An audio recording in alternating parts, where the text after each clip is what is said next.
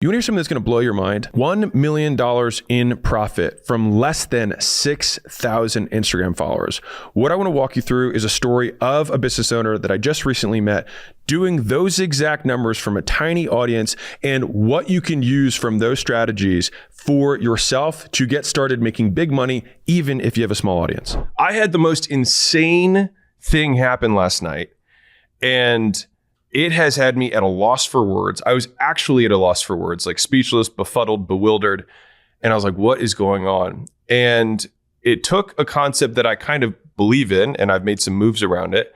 And it took it to the absolute hyperbolic extreme that you could imagine. And it still held true. And I think that for business owners who are listening to this, for people who make content who are listening to this, but just in this is going to, I mean, it has slightly nudged how I see the world, and I'll just put it that way. And I feel like a lot of the beliefs that I have around the world are still relatively. I hold on. I believe them pretty strongly. So here's what happened. So we had a company come in, and the lady who owns the company is a registered dietitian, and I'm not going to shout her. I would shout her out because I want her to get all the kudos in the world, but I don't want it to mess up what she's doing. And so that's why I'm going to keep it anonymous. So she's a registered dietitian. She takes home just under $1 million a year helping other registered dietitians bill insurance correctly. And so it's super niche in terms of what she's really good at. So she knows how to be an RD and help people bill insurance codes properly. And so the average I think a dietitian adds like $100,000 in income using just like her kind of coding system for billing them, right? Crazy niche, crazy niche. And so I spent some time with her. We talked about her business, some things. I was like, hey, I think if you move this stuff around, and I think that the business could probably do about $3 million a year to $5 million a year in profit if she just moves some of the things around that we talked about.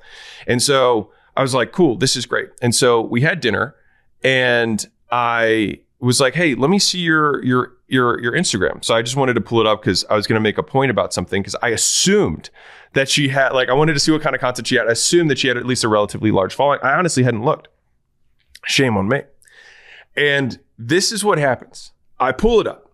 Number one, her account is not verified. And I'm like, this is your number one source of income and you are not paying $14.99 a month. Like, what are you doing? What are you doing?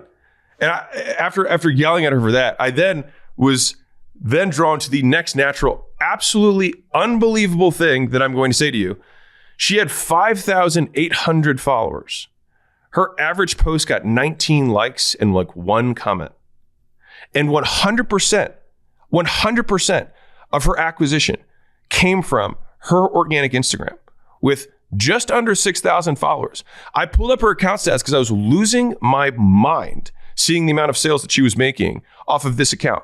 Her reach for 30 days of her account was 2,800. That was her reach, 2,800. Like, for context, I do about 20 million a month. Context.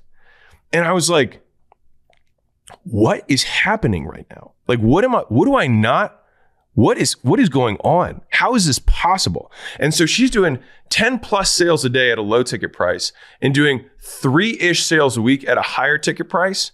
And when I say higher ticket, I'm talking like, $4,000 or $5,000 type price point. And then a lower ticket thing for just like some cheat sheets of like, here's all the codes and this is how you can do them, whatever. And a 10 a day. Okay. And so that's the big story. Now I'm going to zoom out and I'm going to say what I think is so cool about this. So she says this, and I was like, how are you doing this? And she was like, you know what? I got my first sale when I had 8 people on my email list. 8. And I was like, that's nuts. And she was like, yeah. So it was really confirming for me that like there's people were listening. And so I was like, well, how big is your email list now? And she's been doing this for a few years. I told 2,900 people on her email list. And she makes sales from emails. And it was such a great reset for me. It was such a good nudge as a reminder that the view count you have on the other side, the 19 likes, like there's a real person on the other side of this that is watching your clip that has 5 views. There's a real person who's opening up your emails when you have a list that has 300 people on it. Like, people are watching, people are listening. And the thing that was unique that I found about her, I'll say two things, and I think that there's a really good meta concept here. One is her content was consistent, and she said, yeah, I do one post and I do one story every day. And I like, but she was like super proud of it. I was like, this is adorable and also crazy. But the posts that she talks about, 100% of them are about billing insurance as a registered dietitian. Like, could not be more niche. You couldn't even think of one, right? Maybe I couldn't even imagine one. And despite that, she's making the sales that she is. And so I'm going to zoom out on this because I think it's really interesting. So if you go to Alex's homepage, right, like as a user of Instagram, my user page, I've showed this to people because people are like, this is really weird. All I have is philosophy stuff, comedy, and gym equipment. Like, that's my whole feed. I have no news. It's philosophy, comedy, and gym equipment because that's what I look at. And what's interesting is that the philosophy is a lot of those are kind of like mid-size. The comedians are mass market, so a lot of those guys are bigger. But I get tiny comedians, like 5,000 follower, 10,000 follower comedians get shown to me all the time because Instagram knows I like comedy. And equipment dealers and equipment manufacturers and metal fabricators, not always the best marketers. And so like these accounts that I follow there have like 500, 1,000, like 2,000, like they're not huge accounts. But I get served everything in that space on Instagram because that's what I'm into. And so I think that there's a couple of really interesting things here. One is that I think that niche content will make you a hell of a lot more money if that's what you're actually selling. And here's the thing, I have learned this lesson twice. So I like to pretend that I'm, I like to think I'm a fancy businessman who learns all these lessons. But I have messed this up 2 times, not 2 times. And so I tell the story about how my podcast was getting, 2,000-3,000 downloads per month, which is like 100 downloads an episode. Not a lot, right? And that was for like a few years. But I don't tell you this other part of the story, which is that my podcast started growing in numbers when I started talking about general business. It also started growing in numbers even faster once we sold the company for Gym Launch. But there was a period of about 18 months prior to me selling where I just talked about general business because I was like, I'm tired of talking about gyms. I just want to talk about business in general. During that period of time, our organic sales went to basically 0. And it took us like 6 months to figure out that the reason that had happened was because I stopped talking about gym shit. And gym owners were like less interested in my content than generic business content. And that makes sense. Like if you're a business owner, you're going to listen to business stuff in general. If you're a dentist, then you're going to get a lot out of a dentist only podcast, right? But there's not that many dentists, so you're not going to get a lot of listens, but the listens in terms of relevancy is going to be through the roof. And so we started making less sales, but I was getting more views, more listens, right? Now I ended up wanting to go in that direction, so it was fine. And I'm talking about general business now, right? I made that mistake the second time, not necessarily a mistake, we learned, right? 3 to 6 months ago, we were like, let's experiment with some wider content. And by experimenting with wider content, we sure as hell got more views, more a bunch of other vanity metrics.